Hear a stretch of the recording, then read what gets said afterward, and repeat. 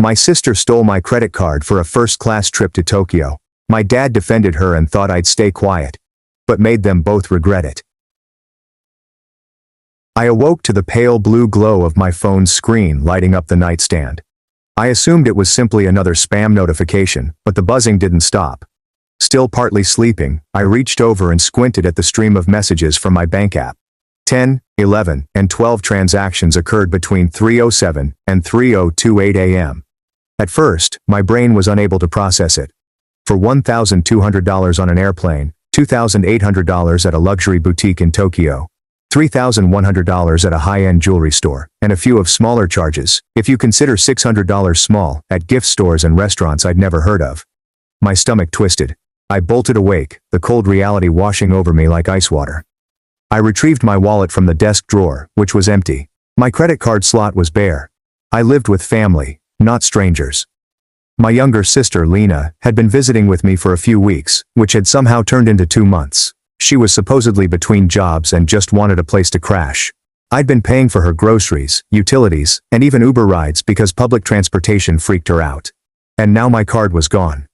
I stumbled along the corridor, my heart thumping so hard that it felt like it was rattling my ribs. Her door was closed, and all she could hear was the low hum of her phone charger. I knocked once, twice, nothing. I pushed the door open just enough to glance inside. There is no Lena, just an empty bed. I examined the kitchen in the dark. The bathroom is vacant. The front door is slightly ajar. By the time the sun rose, I had my answer. Lena's Instagram story, time-stamped at 4:02 a.m., showed her smiling at the airport with our cousin Maya, both holding boarding cards. The message said, "First class to Tokyo, baby. When life's too short, make it luxurious." My jaw tightened so fiercely it hurt. By lunchtime, my bank confirmed that the charges were slightly more than $11,000.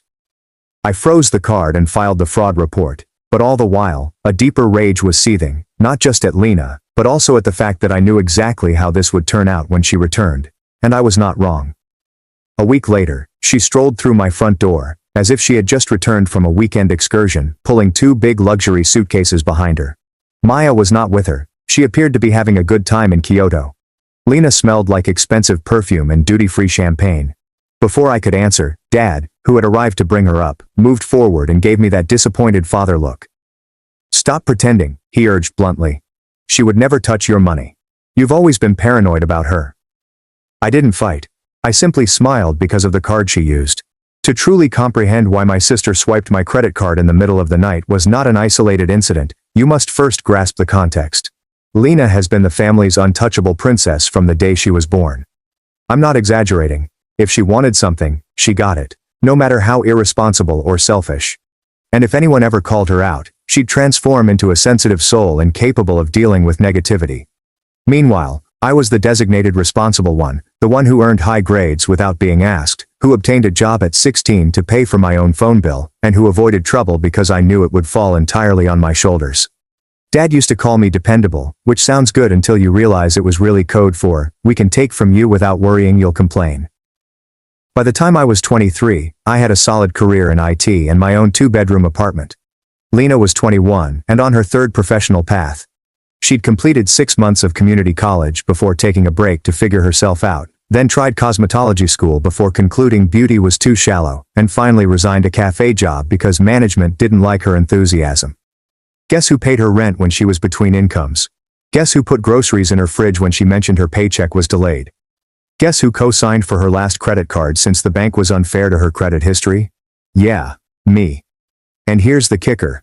None of it ever qualified as generosity in her view. It was simply what family did, which, strangely enough, only appeared to apply when she required assistance. 2 months prior to the Tokyo stunt, Lena called me at midnight, crying. She had a quarrel with her roommate and needed a place to rest for a few nights. I said, fine. I had a spare room. Despite every red flag I'd learned to ignore, I persuaded myself it was just temporary. Night 1 went into night 5, then 2 weeks, and she began referring to my apartment as our home. When I saw her enter my fridge and drink the last of my oat milk without asking, I realized I'd made a mistake. But the true caution indicator came when I noticed pricey items arriving under her name. High-end beauty brands, expensive sneakers, things I knew she couldn't afford. When I inquired how she was going to pay for it, she chuckled. Oh, don't worry, I've got it handled. Translation: she was racking up debt on a new card or running a bill that she would later expect someone else, most likely me, to fix. Fast forward to the night before she stole my credit card. We hadn't spoken much all day because I had been working late on an assignment. Around midnight, I eventually turned down my laptop and went to bed. She was still up, splayed out on the couch, going through Instagram with Maya over FaceTime. Maya, our cousin, is Lena's companion in crime. She's the same type who seeks comfort, expects assistance, and avoids personal accountability. When you combine these factors, you have a perfect storm of terrible judgments. I overheard just enough of their conversation to know they were discussing getting away and living it up, but I assumed it was just their normal dream talk. Lena had less than $100, and she couldn't even pay her phone bill last month without borrowing from me. At 3 a.m., as I was sleeping in my bed, she strolled in, removed my wallet from my desk, and swiped my credit card as if it were a PIN she needed. Security footage from the apartment hallway later captured her tiptoeing out with her suitcase, meeting Maya downstairs and walking straight for the rideshare that would take them to the airport. When Dad advised me to quit pretending she'd ever touch my money, it wasn't simply ignorance. It was the same pattern I'd been experiencing for years. When Lena smashed her father's car while texting and driving at the age of 19, he told her she was lucky to be alive and purchased her a newer one because the previous one had horrible memories. When she squandered $4,000 of her funds on a week in Miami, he replied, "You can't put a price on life experiences." When she was fired from her retail job for missing 3 shifts, he took her out to lunch to console her. What about me? When I overdrew my account by $40 in college due to a late paycheck, Dad gave me a 20-minute lecture on financial responsibility and adulthood. So, as I stood there, Dad glaring at me and Lena smirking just behind him, I realized there was no use in arguing or explaining that I had the bank records, timestamps, and Instagram postings. He would not hear it. To him, Lena was not just innocent, she was incapable of being guilty. And I was the worried elder sibling who had to learn to let go. But here's what no one in my family knew. That credit card she grabbed wasn't just any card. It was a business card linked directly to my IT consulting side business, which I'd been discreetly cultivating for 2 years. And it had security features that Lena couldn't fathom. The moment she tapped it for the first-class tickets, I received an alert. Not just from the bank, but from my own tracking system. And every subsequent transaction was logged, geotagged, and backed up with merchant data that made her head spin. In other words, I already had everything I needed, and I wasn't just going to get my money back. I was going to make sure she, or anyone in my family, never did anything like this again. A week after Lena returned from Japan, the air in my apartment was radioactive. She did not apologize. She did not explain. She pretended to be on a simple weekend excursion, rather than a 2-country first-class trip paid for with unapproved charges. Dad still couldn't let it go. He stopped over every other day to check on her, which actually meant glaring at me like I was the bad guy for being cold to my poor sister. That Friday, I determined I was finished. I'm tired of being the family member that can always be counted on to assist out financially. I'm done biting my tongue while Lena and Maya lived on other people's money. I'm done with Dad's blind devotion to his tiny child. So I set the stage. I informed Lena that I had ordered takeout for all of us, her favorite sushi, the costly sort that makes you wonder if it's even allowed to charge that much for raw fish. I told her that we needed to clear the air, therefore her father should join us.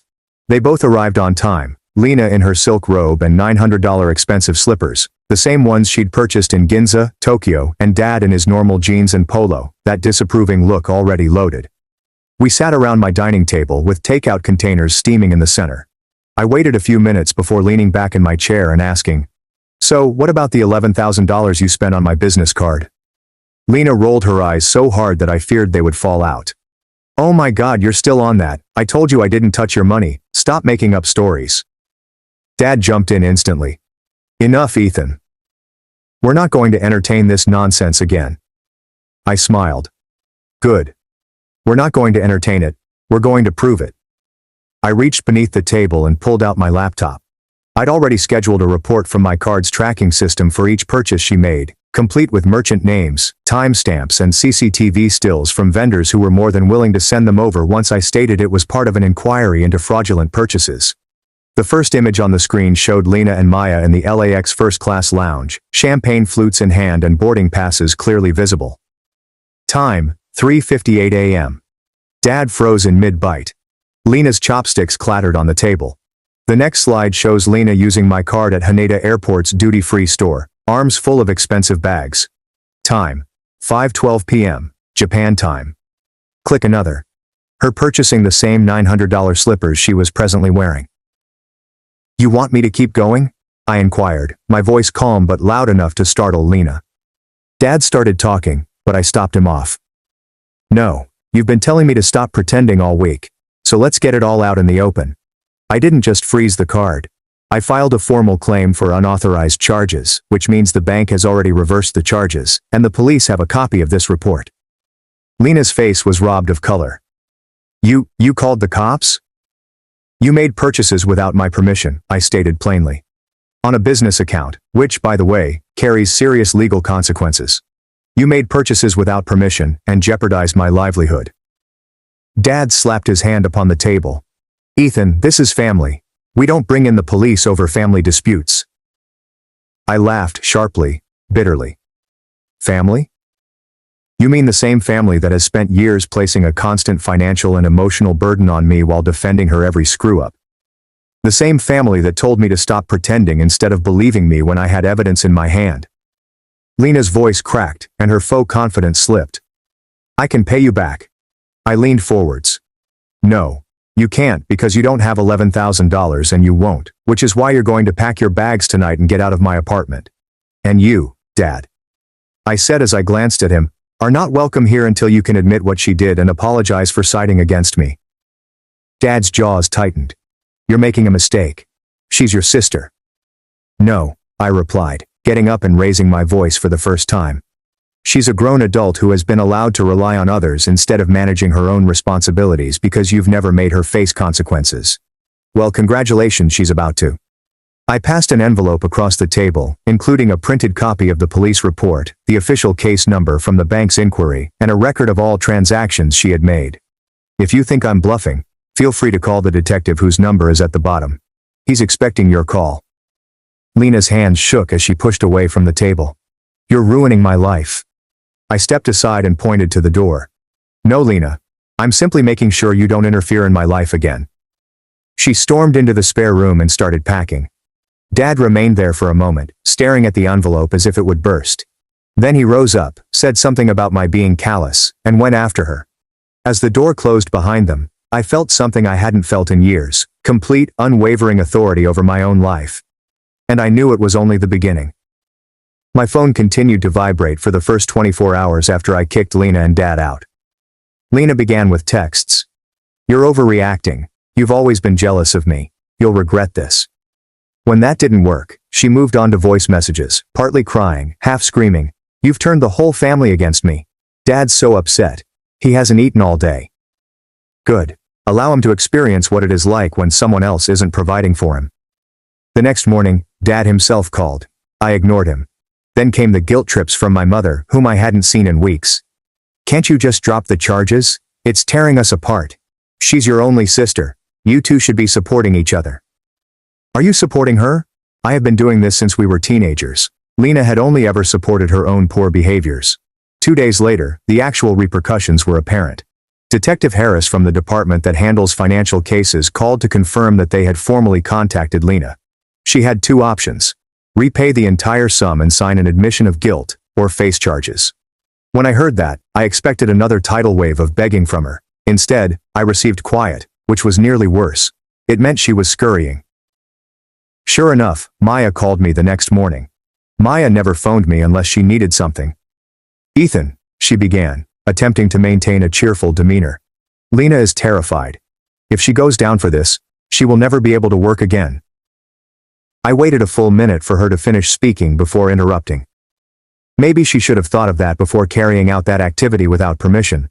Oh, and Maya, if I were you, I'd delete that Tokyo photo dump before the police start asking how you paid for your ticket.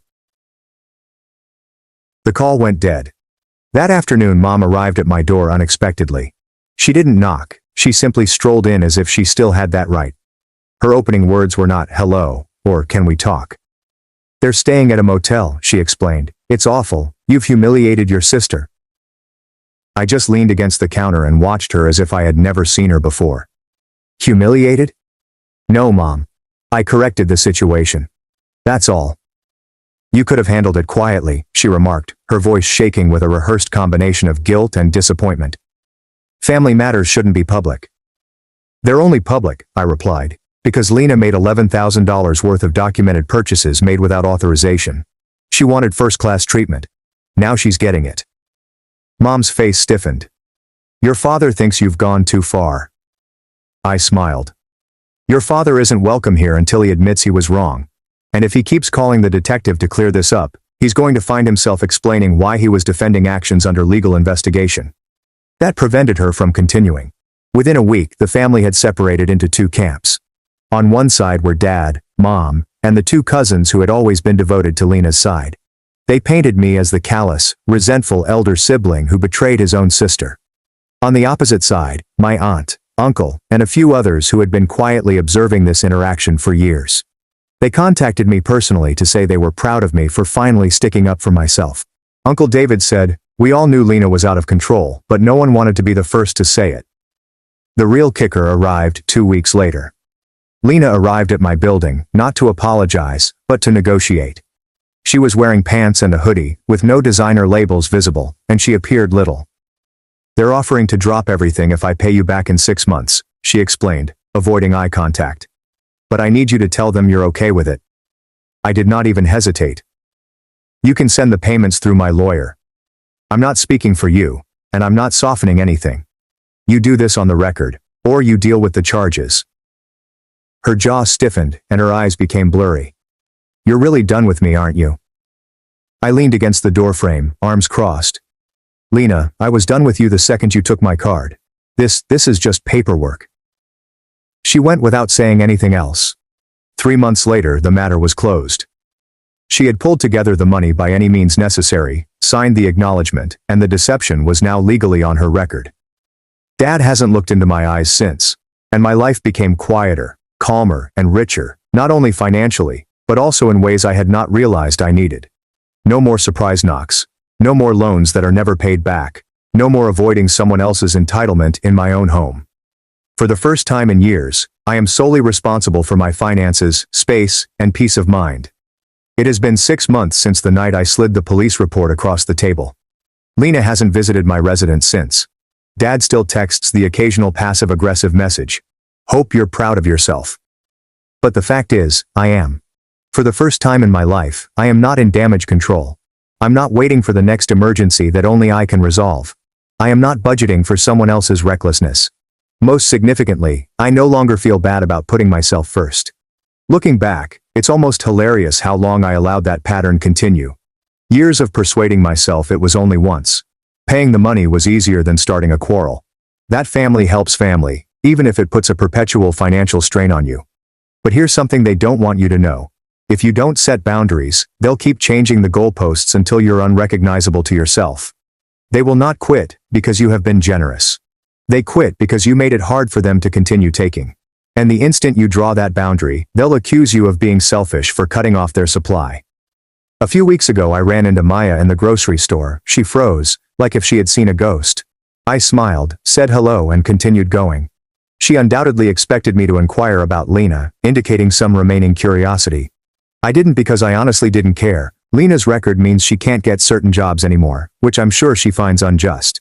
She still posts on Instagram, but it's no longer about first-class lounges, but rather thrift store finds and inexpensive wine. Her captions are full of starting over quotes, but I already know the reality. This is not a reinvention. Reality is now catching up. I'm not satisfied with her challenges, but I'm also not stressed by them. Actions have consequences, and for once, they arrived where they belonged. A few days ago, I was sitting on my couch, feet up, with my laptop open to my next large client contract. My phone flashed with an email from the bank verifying that a $7,800 payment had been received, the final installment from Lena. I stared at that number for a bit before laughing. Not because I needed the money. I'm doing better than ever, but because it seemed like the final nail in a coffin I'd been working on for years. Not for Lena, for the previous version of myself. The version that went above and above to maintain order. That confused enabling and affection. That believed that saying no meant betraying family. That I believed my worth was determined by how much I could give before breaking. That person is no longer alive. Is this the new me? I keep my doors locked, bank alerts turned on, and my limits in place. I live in a space that is completely mine, financially, emotionally, and physically. I've stopped explaining my choices to folks who are simply upset because they can no longer profit from my services. And if Dad, Lena, or anybody else from that side of the family ever attempts to push those boundaries again, I won't need proof or a police report to shut them down. It will only take one word. No. Because I have learnt the most liberating truth there is. I'm not their safety net. I'm not their backup plan. I'm not their last resort. I'll never be their ATM.